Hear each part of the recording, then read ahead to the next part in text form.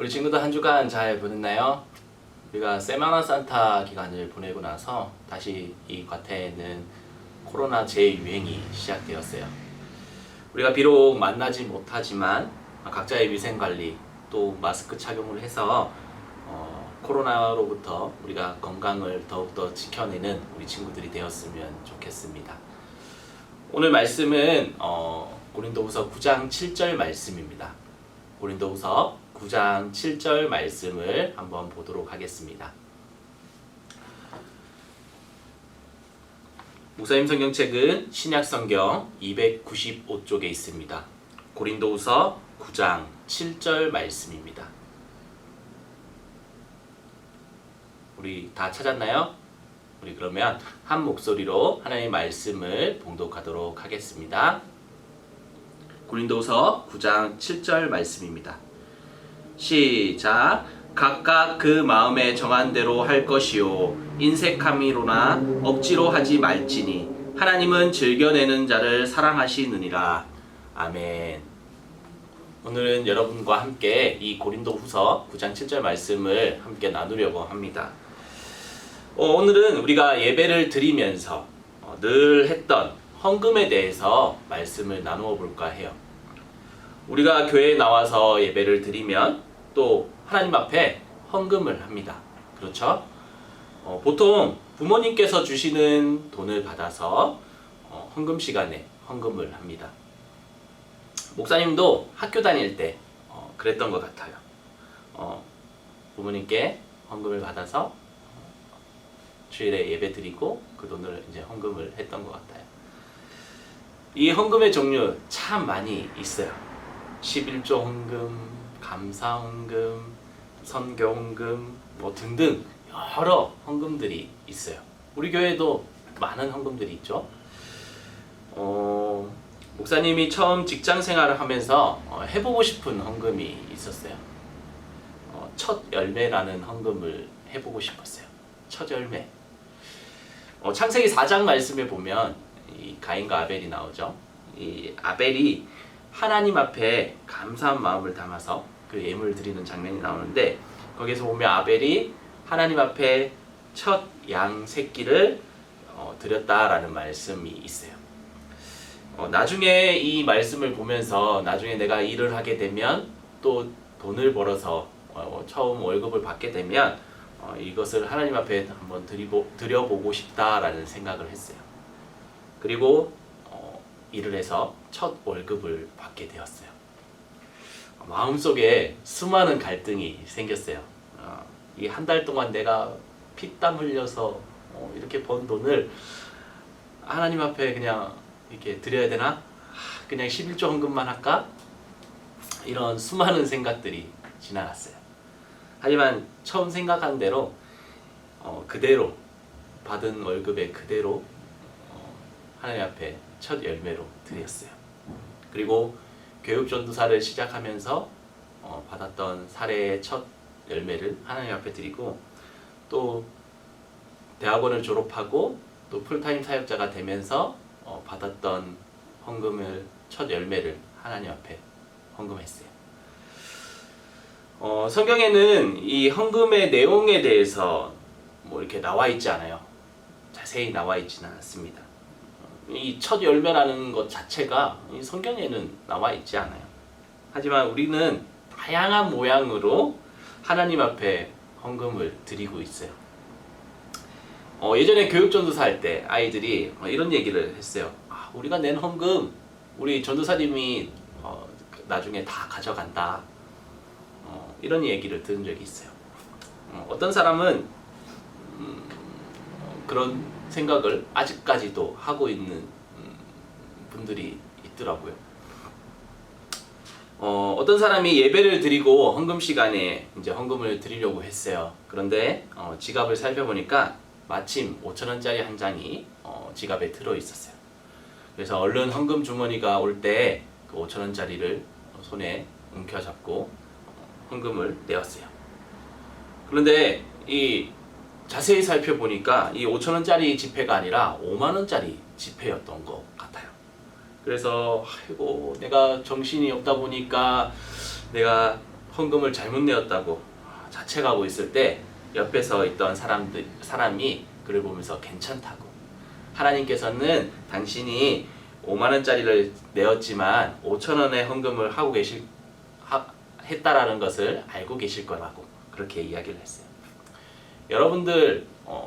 여러분들이 생각하는 헌금 어떤 생각을 가지고 있나요? 그냥 부모님이 돈을 주시면서 헌금하라고 손에 쥐어 주시는 것 그대로 하나님 앞에 드린다고 생각하고 있나요? 이 성경에 다윗은 엄청난 부를 가지고 있었어요. 왕이었죠. 엄청난 부를 가진 왕이었어요. 물론 하나님의 마음에 합한 자였고 또 이스라엘을 잘 다스렸던 왕이었어요.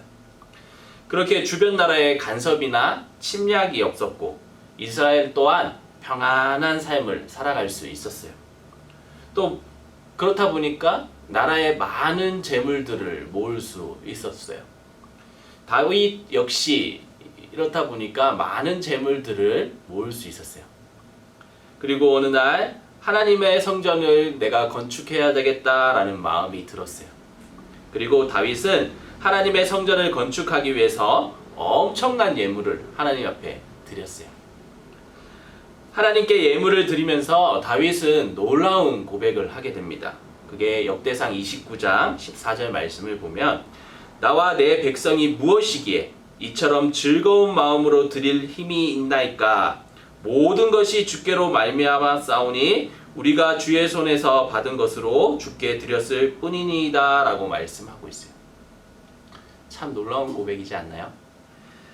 내가 아무리 돈이 많이 있다고 할지라도 나의 마음이 없으면 하나님 앞에 이렇게 헌금할 수 없어요. 하지만 다윗은 모든 것이 하나님께로부터 왔기에 하나님의 손에서 받은 것을 다시 하나님에게 드렸을 뿐이다 라고 고백하고 있어요. 다윗의 고백에는 단순히 돈을 드리는 것 이상의 깊은 의미가 담겨 있어요. 시편 24편 1절 말씀 보면 땅과 거기에 충만한 것과 세계와 그 가운데 사는 자들은 다 여호와의 것이니라 라고 말씀하고 있습니다. 이 말씀처럼 모든 것이 다 하나님의 것이에요. 온 우주 만물을 창조하신 하나님께서 돈이 없으시겠어요? 하나님께로부터 온 돈 가운데 일부를 다시 우리가 하나님 앞에 드리는 거예요. 고린도후서 우리가 7절 말씀 읽었지만 5절 말씀을 보면 그러므로 내가 이 형제들로 먼저 너희에게 가서 너희가 전에 약속한 연보를 미리 준비하게 하도록 권면하는 것이 필요한 줄 생각하였노니 이렇게 준비하여야 참 연보답고 억지가 아니니라 라고 말씀하고 있어요. 아직까지 한국에는 이런 문화가 남아 있습니다. 목사님도 어렸을 때 주일 전 토요일이 되면 부모님께서 미리 새 돈을 준비하셨어요. 헌금을 해야 했기 때문에 새 돈을 미리 바꾸어서 준비를 하셨습니다. 그리고 새 돈이 없으면 어떻게 합니까? 새 것 같은 돈을 준비를 해서 그것을 이제 다리미로 잘 다려서 새 것과 같은 그런 이제 돈을 준비해 주셨어요. 아직까지 이게 한국에는 남아 있는 것 같아요. 이 구약 시대의 이스라엘 백성들 또한 마찬가지였어요. 하나님 앞에 예물을 이제 드리려고 성전에 나올 때에 미리 예물을 준비를 했습니다. 흠이 없고 순전한 것들을 예물을 준비를 해서 하나님 앞에 가지고 나왔어요. 그래서 이렇게 헌금은 하나님 앞에 잘 준비해서 드리는 거예요. 또한 우리가 읽은 7절 말씀 우리가 다시 한번 살펴보면 각각 그 마음에 정한 대로 할 것이요 인색함이로나 억지로 하지 말지니 하나님은 즐겨내는 자를 사랑하시느니라 라고 말씀하고 있어요. 헌금은 인색함이나 억지로 하는 것이 아니에요. 헌금을 통해 하나님께 우리의 마음을 드리는 거예요. 표현하는 거예요. 헌금은 우리가 가지고 있는 모든 것이 다 하나님께로부터 왔음을 인정하고 선포하는 믿음의 고백입니다. 헌금은 마음에 정한 대로 미리 정성스럽게 준비해서 즐거운 마음으로 우리가 하나님 앞에 드려야 돼요.